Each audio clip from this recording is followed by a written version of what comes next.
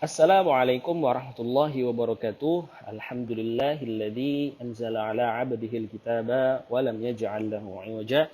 Tsumma assalatu ba'du wassalamu ala nabiyyil mustafa sayyidina Muhammadin wa ala alihi wa sahbihi wasallim alladzi jahada bi nafsihi hatta dakhala an-nasu ila dinillahi afwaja.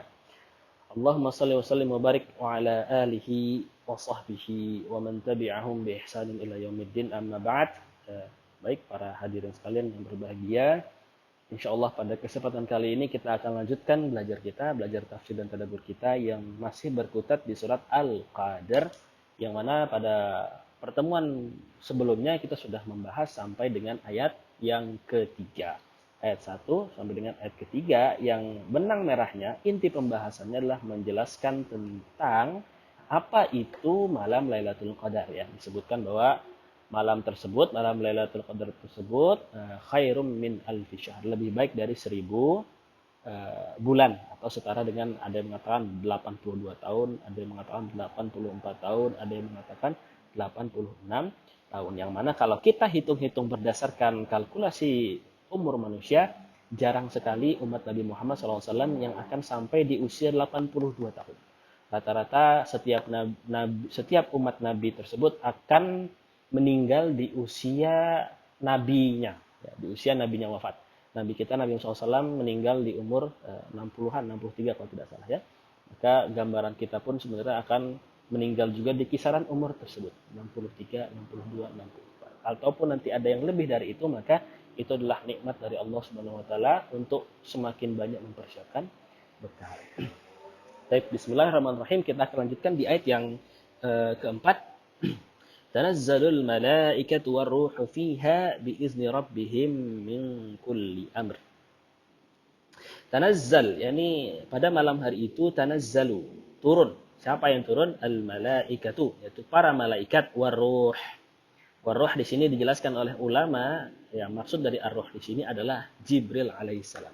Jadi Allah mengutus Jibril alaihissalam dan juga banyak malaikat-malaikat yang sedang di Sidratul Muntaha untuk sampai ke bumi. Apa tujuannya?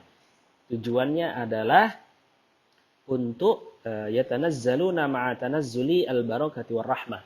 Turun ke bumi, ya, sampai ke bumi dengan sekalian membawa berkah, membawa rahmah, ya, kepada umat muslim yang beribadah pada malam Lailatul Qadar. Makanya kalau kita berbicara tentang Lailatul Qadar, maka di satu waktu yang sama kita juga sedang membicarakan tentang syahrul Ramadan, tentang bulan Ramadan. Baik, para malaikat yang dipimpin oleh Jibril alaihissalam, mereka semua akan turun ke bumi, akan sampai ke bumi dengan membawa rahmat. Jadi penggambaran jumlah malaikat yang disebutkan di sini adalah penggambaran tentang juga banyaknya berkah, banyaknya rahmat yang Allah salurkan, yang akan Allah berikan kepada para hamba-hambanya yang menanti, ya, para hamba-hambanya yang menanti berkah, yang menanti malam Lailatul Qadar, yang menanti ampunan Allah Subhanahu wa taala. Ini adalah isyarat bahwa pada malam hari itu, malam Lailatul Qadar itu, para malaikat, dengan kita mengenal dari beberapa Al-Quran, sayapnya itu luar biasa besar. Ada yang mengatakan ketika dikepakkan sebelah kanan maka akan menutup bumi bagian timur, sedangkan kepakan satu sayap yang lainnya akan menutup bagian barat. Ada yang mengatakan juga nanti sayap ini ada yang jumlahnya 2, ada yang jumlahnya 3, ada yang jumlahnya 4, yang sebagaimana dijelaskan dalam Al-Quran. Oke. Ini adalah ayat yang keempat. Tanazzalul malaikat warruhu fiha biizni rabbihim min kulli amr. Poin yang sangat penting di sini yang berkenaan dengan nilai ketauhidan yang bisa kita ambil adalah kata biizni rabbihim, dengan izin Tuhannya. Maka di sini dikatakan bahwa malaikat-malaikat ini yang dipimpin oleh Jibril dapat membawa berkah, rahmat, ampunan kepada kita umat muslim yang sedang beribadah pada malam Lailatul Qadar, itu semata-mata karena diizinkan oleh Allah. Artinya bisa jadi ya, Allah mengizinkan malaikat ini untuk menyampaikan tadi berkah, rahmat, ampunan kepada kita, dan juga dengan izin Allah tidak menurunkan malaikat. Nilai ketauhidan yang bisa kita ambil di sini adalah berkenaan dengan takdir. Takdir baik, takdir buruk, dan yang semisalnya. Artinya semua yang terjadi, yang kita alami khususnya di dalam kehidupan kita, mudahnya, beratnya, sulitnya, gampangnya, semuanya itu atas izin Allah Subhanahu wa taala. Tidak ada yang terjadi tanpa izin Allah. Semuanya atas izin Allah. Ini berkenaan sekali dengan keimanan kita tentang qada dan qadar. Qada dan qadar ini di dalam bab tauhid menjadi poin yang paling penting yang harus kita imani, dan poin tersebut masuk ke dalam rukun iman yang 6 yang harus kita imani. Sebab memang segala yang terjadi semuanya adalah kehendak Allah, atas izin Allah. Yang menjadi problem adalah bagaimana kita memahami qada dan qadar Allah tersebut. Bagaimana kita mensifati qada dan qadar tersebut, khususnya adalah takdir-takdir buruk yang mengenai kita. Ini harus difahami dengan nilai-nilai ketauhidan, sehingga jangan sampai kita beranggapan bahwa Allah tidak suka dengan saya, Allah tidak sayang dengan saya, makanya Allah hukum saya dengan begini, begini, begini. Jangan sampai kalimat itu terucap, sebab ini akan menandakan bahwa buruknya keyakinan kita kepada ketetapan Allah Subhanahu wa taala. Ini kalau kita lihat dari sisi tauhid. Berikutnya di ayat yang selanjutnya ya, salamun hiya hatta matla'il fajr. Ini adalah ayat yang terakhir. Salamun ya.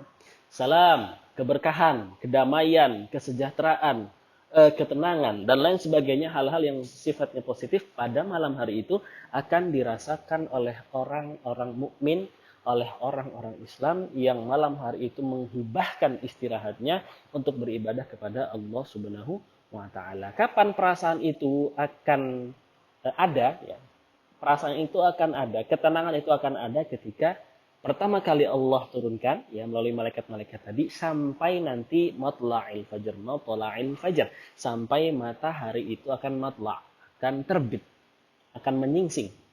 Ya, maka perasaan-perasaan yang muncul pada fase itu biasanya tenang. Makanya salah satu ciri yang dijelaskan oleh para ulama berkenaan dengan orang yang mendapatkan malam Lailatul Qadar adalah ketika malamnya itu beribadah letih dengan luar biasa kuantitas dan kualitasnya, nanti ketika subuh ya, menjelang subuh sampai dengan waktu syuruk atau terbitnya matahari, dia akan merasakan hatinya yang tenang. Anginnya itu sepoi-sepoi. Kemudian matahari terbit itu suasananya tidak terlalu panas, tidak terlalu dingin, dan lain sebagainya, sebagaimana dijelaskan oleh para ulama. Dan ini hanya dirasakan oleh orang-orang yang mendapatkan Lailatul Qadar. Mudah-mudahan kita dapat kesempatan untuk merasakan Lailatul Qadar. Sebab tadi ya, karena nilai yang terkandung dalam Lailatul Qadar tersebut itu ternyata lebih baik dari 1000 bulan. Baik, mungkin ini yang dapat disampaikan berkenaan dengan tafsir dan tadabbur kita di ayat yang keempat dan ayat yang kelima. Insya Allah di kesempatan berikutnya kita masih akan tetap ada di surat Al-Qadar dengan sedikit pembahasan-pembahasan tambahan yang berkenaan dengan kapan sebenarnya malam Lailatul Qadar, dan juga apa sih yang Rasulullah persiapkan ketika hendak menjalani 10 hari terakhir di bulan Ramadan. Barakallahu fikum. Mohon maaf atas segala khilaf dan salah. Assalamualaikum warahmatullahi wabarakatuh.